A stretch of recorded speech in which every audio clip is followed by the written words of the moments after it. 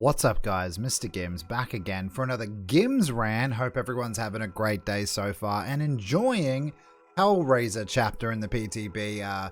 Pinhead is controversial to say the least. I just want to begin with saying I really am excited that Pinhead's in the game. I mean, you wanna grab all those Hall of Fame horror icons, and I know a lot of the younger audience, and I'm not saying that as a put down, don't really care for Pinhead or don't really understand him or think he's weird, because you'd be right, he is pretty weird. It can be difficult to watch nowadays, especially the younger audience, and we need to understand that as well, as being the older sort of generation. We need to understand that, you know, it doesn't look like Transformers or whatever. It's not new and pretty, it's grotesque, strange. You know what I mean? It has subtle sexual references in weird directions, but that's the whole thing, man. That's what Pinhead's all about. And I think, you know, the films speak for themselves. The latest ones I've been told not to even bother with. So say what you will about Pinhead, I'm pretty happy he's in the game. And that being said, let's talk about how he is in Dead by Daylight. Now, first of all, I had a lot of frustration on PTB. I went straight into a game with my, you know, admin, which is a Survivor Friends team, and, you know, they just sweated it out, and that's just what they do, and that's fine. But, you know, I didn't really get an ease into it. So after the stream, I played how many games? Eight games by myself, no camera, nothing, just recording the actual gameplay. And I have to say, I was doing pretty good. I mean, the PTB, man, some people, they don't really care. They do DC a lot, and that's a thing, but I had a pretty good time.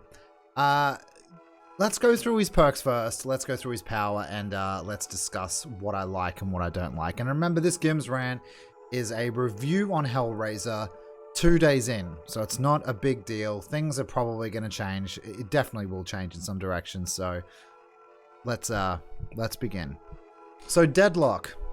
Right off the bat, this is probably the best perk coming in, and I'm actually running this on Pinhead and PTB right now. After a generator is repaired, the entity blocks the generator with the most progress, for 30 seconds. That's a big deal. 30 seconds is a big deal.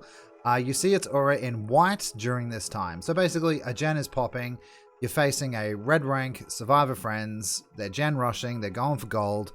You're going to be alarmed when the next gen is about to pop, except you kind of have a little bit of time to get there. So Deadlock paired with Pop Goes the Weasel is a really, really good shout. And I haven't had a chance to actually use it myself yet because I don't have all the perks on Pinhead, but I can imagine that being very effective. You could be in a chase, a gen gets popped, another gen's on its way, except it's blocked for 30 seconds.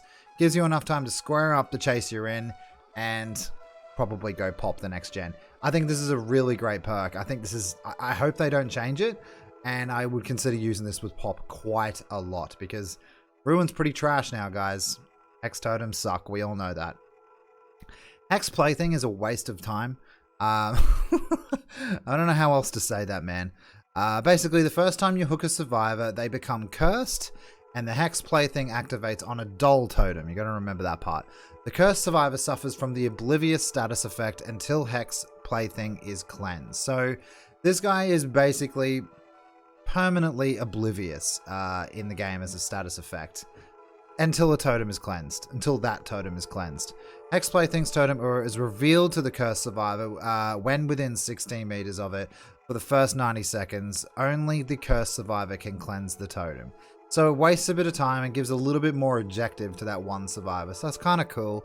You could claim that the rest of the survivors have to do something as well to sort of help him, but it's just the oblivious status effect, man. A rank 1, again, I speak from rank 1. I know that can be quite annoying, but a rank 1 team really isn't going to give two shits about Hex plaything. So I think it's a missed opportunity. I think status effects like Oblivious and many others need to be sort of rethought up and maybe increased in their effect. I just think it's a waste of time, and I could run a million things better than this. Scourge Hook, which is the first ever new perk of its kind. Scourge Hook, Gift of Pain. At the start of the trial, up to 4 random hooks are changed into Scourge hooks. You see them in white auras. When a survivor is unhooked from Scourge Hook, they suffer from the hemorrhage and mangle status effect until fully healed. The first time the survivor is healed, they suffer a 9% penalty to healing and repairing actions until injured again. That's pretty good. It's not awful. I'd like to see a lot more exploration in Scourge Hooks definitely down the road. Basically, they get slapped with a sloppy butcher, and it's a different way of doing it, I guess.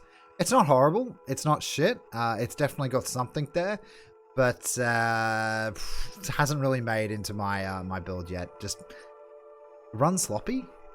Do you know what I mean? I don't know. It's weird. Yeah, Deadlock is definitely the takeaway from this. Right, so Pinhead's power. It's a little all over the place. Not sure what they were thinking with this in terms of design.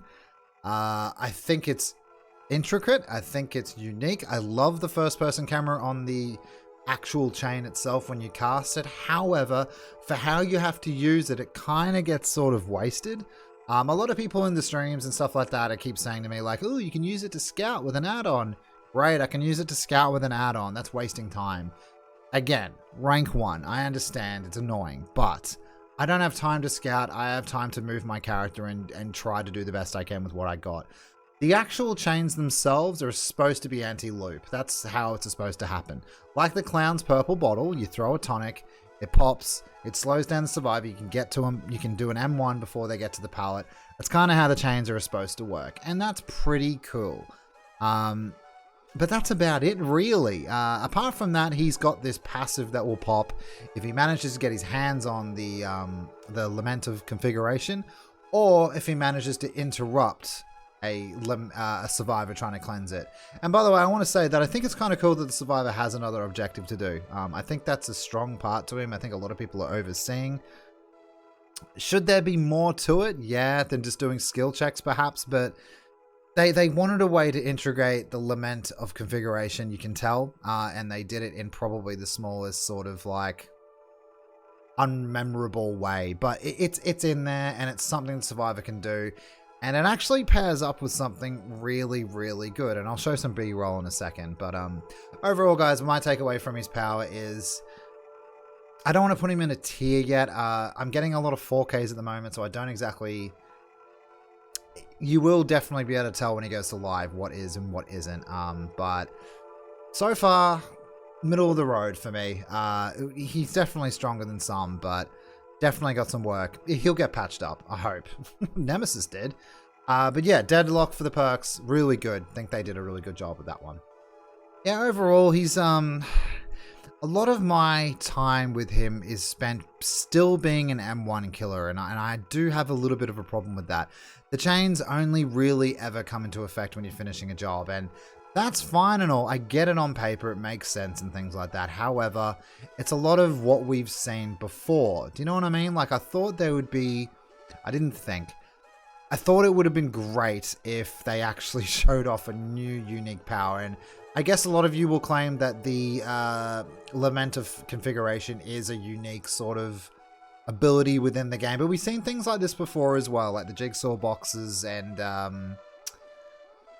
the you know, the syringes for Nemesis and things like that. And yeah, it's an extra objective, but I think Nemesis really missed the mark with that, but that's a story for another day. We've gone over that already. With Pinhead, he is essentially to me an M1 killer with a pretty semi sort of strong anti-loop, except you've got too much to do, and that's my biggest problem with him. They set up this first-person camera with him with his chain, but you're essentially doing what Clown does really easily. And Clown throws a bottle, stays in the same unjarring, you know, perspective. This guy has to go into like this first-person thing while standing there doing nothing. It's all really strange to me. I just think it looks really like how they want the gameplay to go down efficiently, I guess. It just seems really strange. Yeah, I don't get it. Again, with the map pressure as well, the only thing he does have, like, I had people saying he teleports. That's like, I can't tell you how annoying that is. He teleports to the survivor that's actually trying to do the puzzle box. He's not actually teleporting wherever the hell he wants. Do you know what I mean? And while it's really cool that he can do that, and I pair that with Devour Hope, and if you can manage to get your 3 points in Devour Hope early, it's really disgustingly powerful, because you'll teleport to the dude and get a one hit down, And the first time it happens, the survivor will sort of like not be too scared of you when you come out of nowhere. You can just get a free hit and a free down, and it's really effective. So I actually love pairing this with Devour Hope. It's kind of effective. But yeah, he can't teleport wherever the hell he wants. Do you know what I mean? He can only do it once the survivor is triggering the lament of whatever it's called now. I can't remember. But there you go, guys.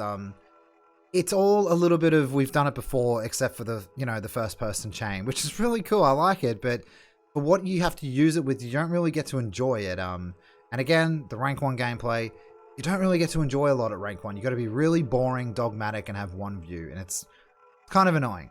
But yeah, I do appreciate that Behavior really did some cool, interesting things with his power. I think he looks great. His animations are amazing. The way he looks in game's amazing. How he breaks pallets, doors, and all that is amazing. His Mori is kind of funny. It's very cinematic, but it's kind of funny. But I think it's pretty cool. I think they've done a pretty good job so far. Wow, I accidentally said that. I'm really tired. I'm going to go to bed. I hope you guys enjoyed Pinhead. What do you think kind of changes they're going to make to him when he goes live? I'm interested to hear what you guys say, because I do think he needs a little bit of trimming down, making his abilities a little bit more cleaner. Yeah, there's a fair few bugs in this. I think we've all seen them now with the stupid chain that doesn't stop. But what do you guys think they're going to do? What would you like to see with Pinhead? And hopefully this license lasts a while. Hey, guys? There's a lot of that going around right now. Thanks so much for watching. Hope you guys did enjoy. If you did, don't forget to like, share, and subscribe. And join our Discord and Twitter to stay up to date with the channel. I'm so tired, man. Like, it was just a really, really busy day. But thank you so much as well for coming into the stream. We got over, I think, 30,000 views for the channel. For that stream. It was amazing. Love you guys all so much. Thank you all for the support and the donations and everything else. And I will see you guys for the stream tomorrow. Have a good one, guys.